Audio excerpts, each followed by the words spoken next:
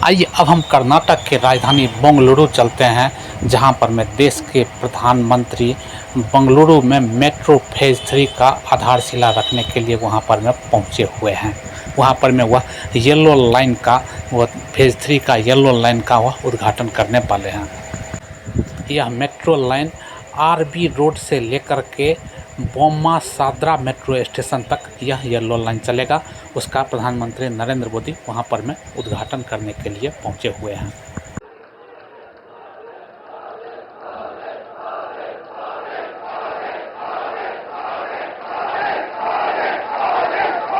नमस्कार।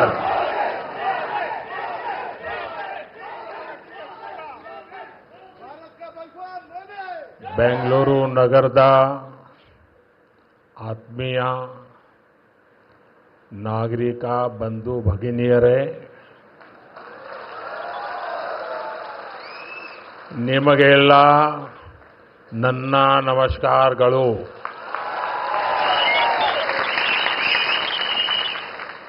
कर्नाटका के गवर्नर श्री थावरचंद गहलोत जी, मुख्यमंत्री सिद्धरामैया जी, केंद्र में मेरे सहयोगी मनोहर लाल खट्टर जी, एचडी कुमारस्वामी जी, अश्विनी वैष्णव जी, वी सोमन्ना जी, सुश्री शोभा जी, उप मुख्यमंत्री डीके शिवकुमार जी, कर्नाटका सरकार में मंत्री वी सुरेश जी, नेता विपक्ष आर अशोक जी, सांसद तेजस्वी सूर्या जी, डॉक्टर मंजुनाथ जी, एमएलए विजयेंद्र येडियुरप्पा जी और कर्नाटका के मेरे भाई और बहनों, कर्नाटका की धरती पर कदम रखते ही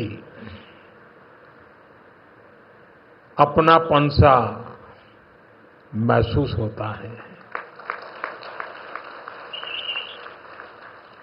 यहाँ की संस्कृति, यहाँ के लोगों का प्यार और कन्नड़ा भाषा की मिठास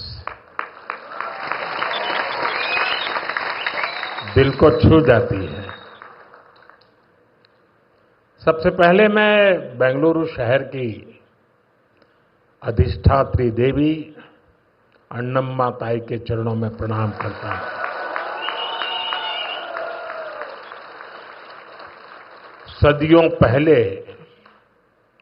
नाड़ प्रभु केम्पेगौड़ा जी ने बेंगलुरु शहर की नींव रखी थी। उन्होंने एक ऐसे शहर की संकल्पना की थी जो अपनी परंपराओं से भी जुड़ा हो और साथ ही प्रगति की नई ऊंचाइयों को भी छुए।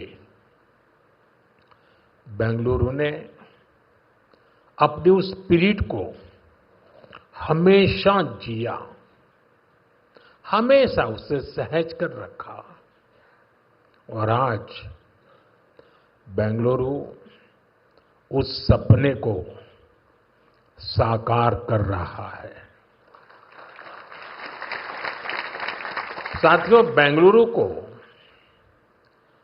हम एक ऐसे शहर के रूप में उभरता देख रहे हैं जो न्यू इंडिया के राइज का सिंबल बन चुका है। एक ऐसा शहर जिसकी आत्मा में तत्वज्ञान है और जिसके एक्शन में टेक ज्ञान है। एक ऐसा शहर जिसने ग्लोबल आईटी मैप पर भारत का परचम लहराया है। बेंगलुरु की इस सक्सेस स्टोरी के पीछे अगर कोई है तो वो यहां के लोगों की, आप सबकी मेहनत और आप सबकी टैलेंट है।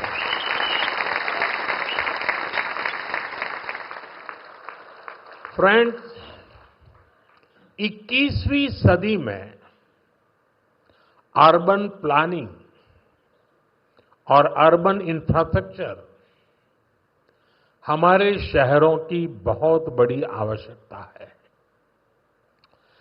बेंगलुरु जैसे शहरों को हमें भविष्य के लिए भी तैयार करना है। बीते समय में बेंगलुरु के लिए भारत सरकार की तरफ से हजारों करोड़ रुपए की योजनाएं शुरू की गई हैं। आज इस अभियान को नई गति मिल रही है। आज बेंगलुरु मेट्रो येलो लाइन का शुभारंभ हुआ है। मेट्रो फेज 3 की आधारशिला भी रखी गई है। साथ ही देश के अलग अलग हिस्सों के लिए 3 नई वंदे भारत ट्रेनों को हरी झंडी भी दिखाई गई है। बेंगलुरु से बेलगावी के बीच वंदे भारत की सेवा शुरू हुई है। इससे बेलगावी के व्यापार और टूरिज्म को बढ़ावा मिलेगा। इसके अलावा नागपुर से पुणे और श्री माता वैष्णो देवी कटरा से अमृतसर के बीच भी वंदे भारत एक्सप्रेस शुरू हुई है। इससे लाखों श्रद्धालुओं को लाभ होगा, पर्यटन को बढ़ावा मिलेगा। मैं इन सभी प्रोजेक्ट्स के लिए वंदे भारत ट्रेनों के लिए बेंगलुरु, कर्नाटका और देश के लोगों को बहुत बहुत बधाई देता हूं। साथियों, आज ऑपरेशन सिंदूर के बाद मैं पहली बार बेंगलुरु आया हूं।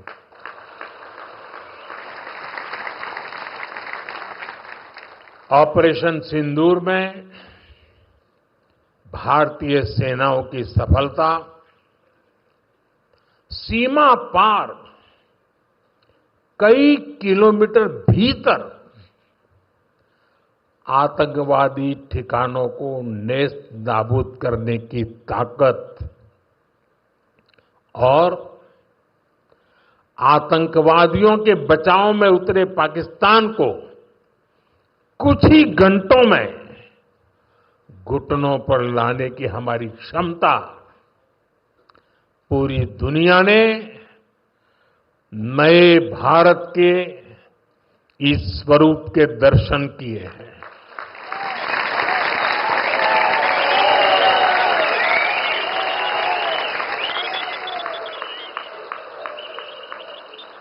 ऑपरेशन सिंदूर की सफलता के पीछे बहुत बड़ी वजह हमारी टेक्नोलॉजी और डिफेंस में मेक इन इंडिया की ताकत है।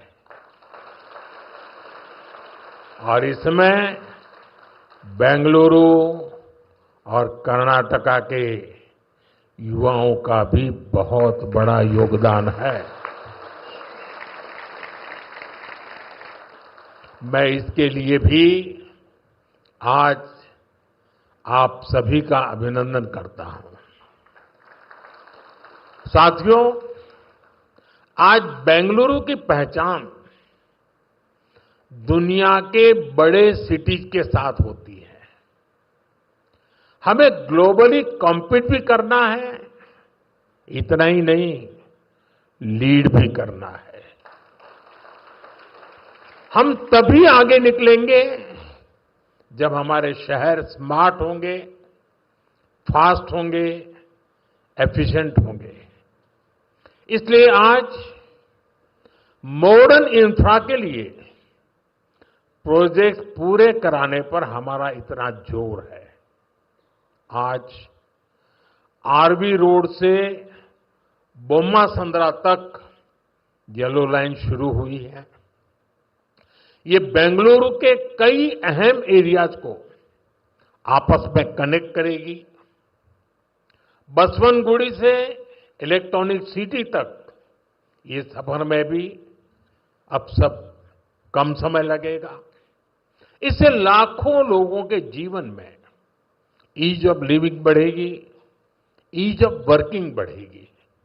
साथियों, आज येलो लाइन के लोकार्पण के साथ ही हमने फेज 3 यानी ऑरेंज लाइन का भी शिलान्यास किया है।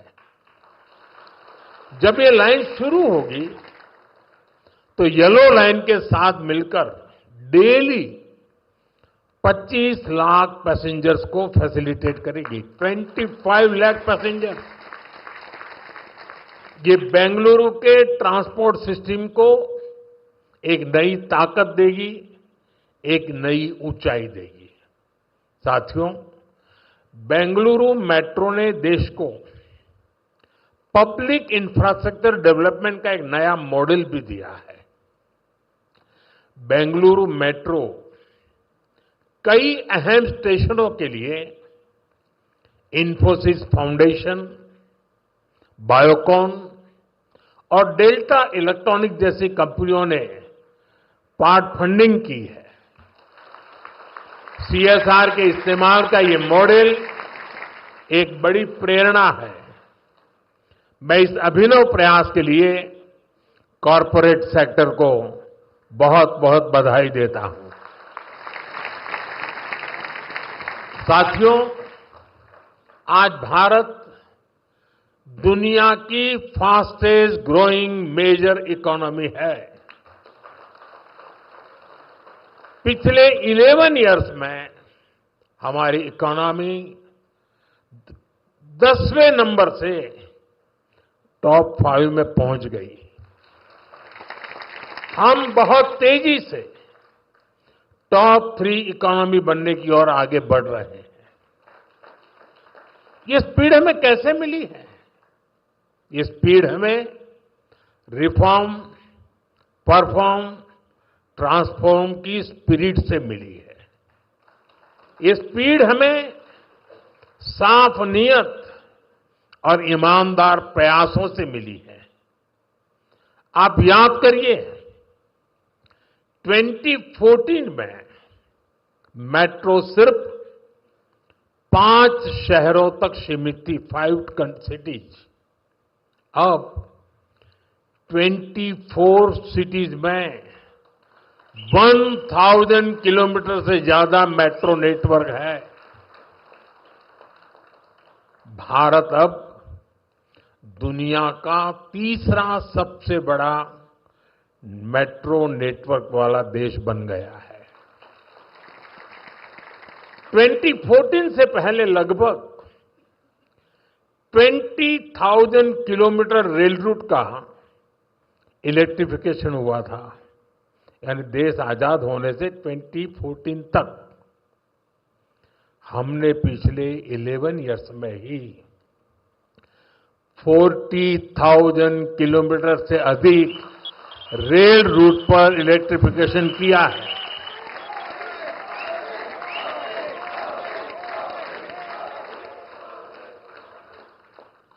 साथियों, जल, थल, नभ कुछ भी अछूता नहीं रखा है। फ्रेंड, जमीन ही नहीं, देश की उपलब्धियों का परचम आसमान में भी लहरा रहा है। 2014 तक भारत में सिर्फ 74 एयरपोर्ट थे। अब इनकी संख्या बढ़कर 160 से ज्यादा हो गई है।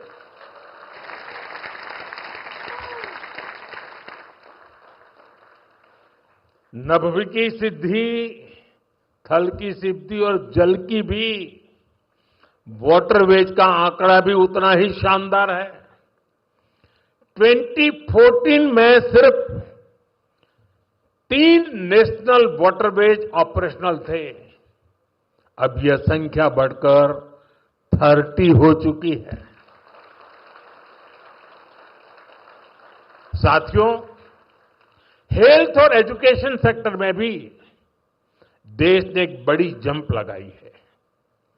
2014 तक हमारे देश में सिर्फ 7 एम्स और 387 मेडिकल कॉलेज थे। अब 22 एम्स और 704 मेडिकल कॉलेज लोगों की सेवा में जुटे हैं। बीते 11 साल में देश में मेडिकल की 1 लाख से ज्यादा नई सीटें जुड़ी है। आप कल्पना कर सकते हैं इससे हमारे मिडिल क्लास के बच्चों को कितना फायदा है। इन 11 वर्षों में आईआईटीज की संख्या भी 16 से बढ़कर 23, ट्रिपल आईटीज की संख्या 9 से बढ़कर 25 और आईएम्स की संख्या 13 से बढ़कर 21 हो चुकी है। यानी आज स्टूडेंट्स के लिए हायर एजुकेशन में ज्यादा से ज्यादा मौके बन रहे हैं। साथियों, आज देश जिस गति से आगे बढ़ रहा है उसी गति से गरीब और वंचित का जीवन भी बदल रहा है।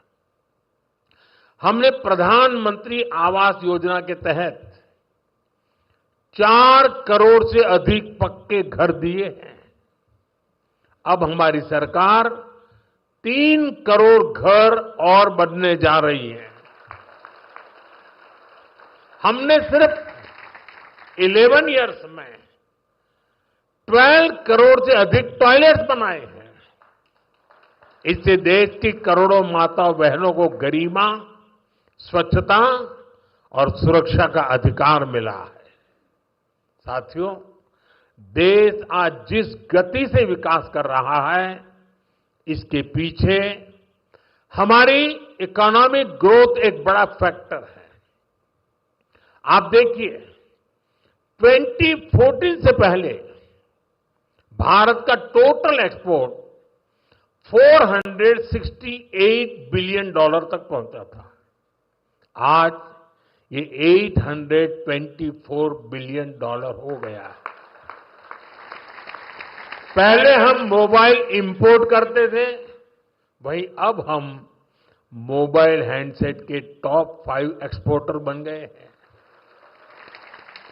और बेंगलुरु की इसमें बहुत बड़ी भूमिका भी है। 2014 से पहले हमारा इलेक्ट्रॉनिक्स एक्सपोर्ट लगभग $6 बिलियन था। अब ये भी लगभग $38 बिलियन तक पहुंच गया।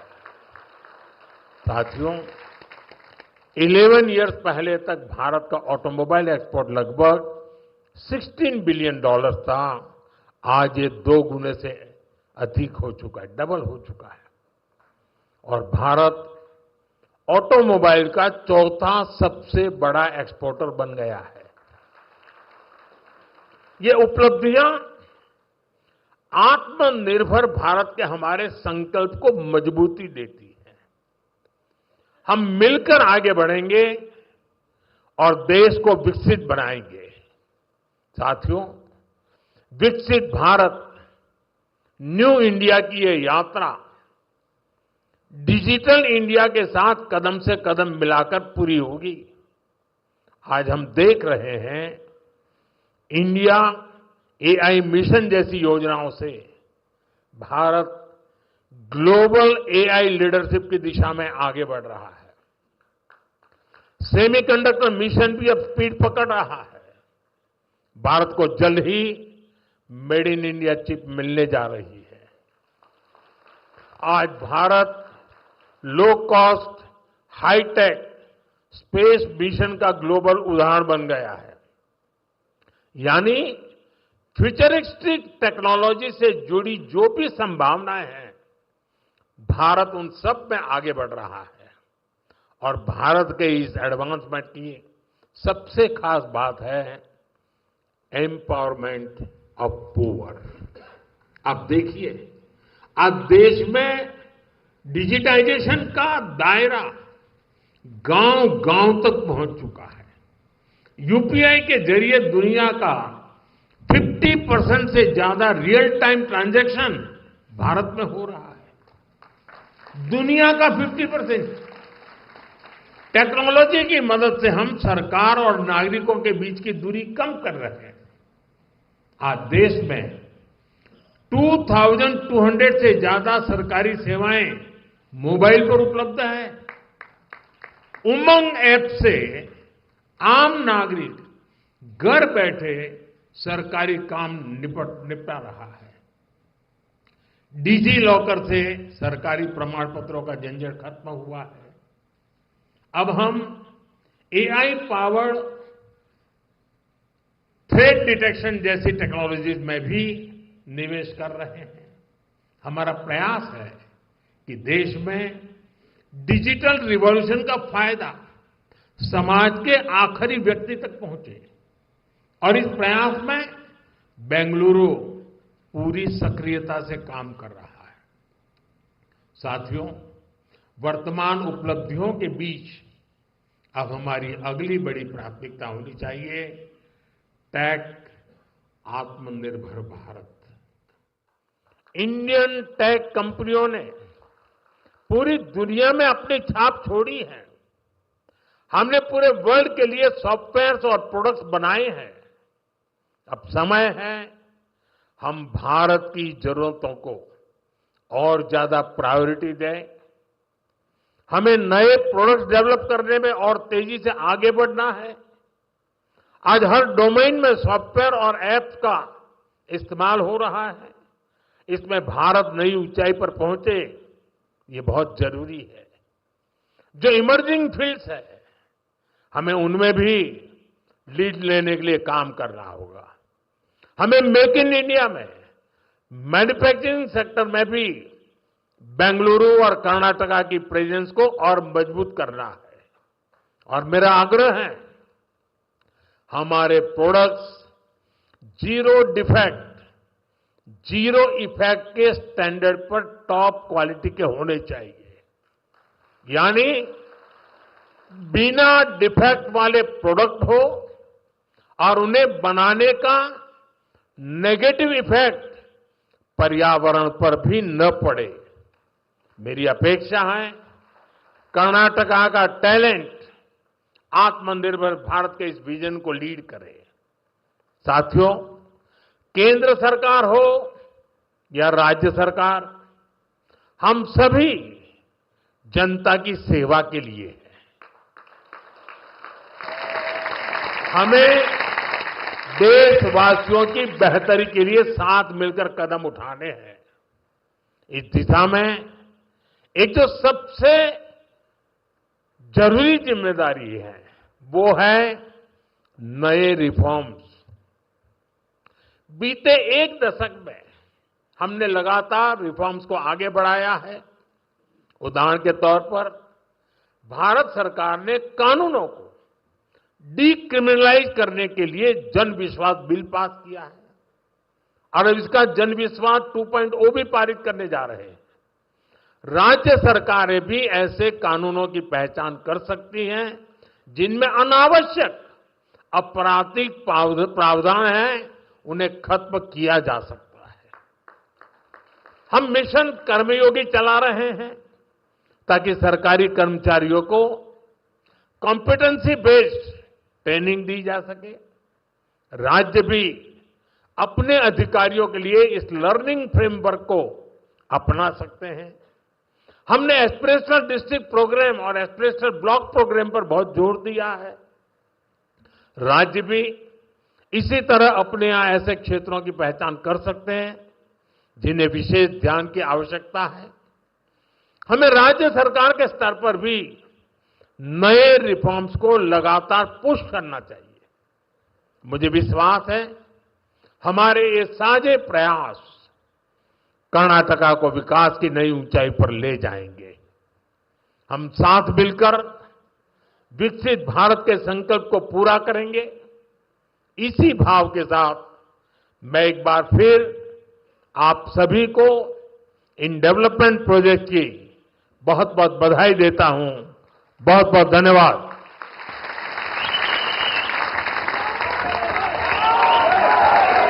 PSA लाइव न्यूज से मैं हूं आपके साथ संपादक अशोक कुमार झा। हम फिर मिलेंगे आपसे बेहतरीन और ताजा खबरों के साथ। नमस्कार।